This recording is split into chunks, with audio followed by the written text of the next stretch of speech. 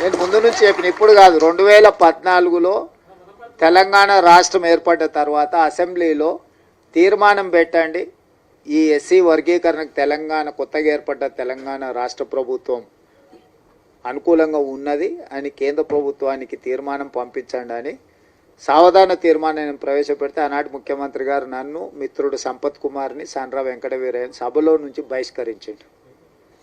మేము పెట్టిన తీర్మానమే విధిలేని పరిస్థితిలో సభ ఏకగ్రీవంగా ఆమోదించాల్సిన పరిస్థితి వచ్చింది ఆనాడు.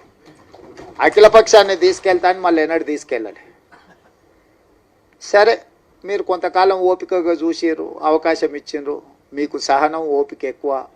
మీరు 10 ఏళ్ళు అవకాశం ఇచ్చుకుంటే ఈరోజు రేపు ఈ సంవత్సరం వచ్చే సంవత్సరం ఆపై సంవత్సరం జరగకపోతుందా అని ఎదురు చూసిర్రు.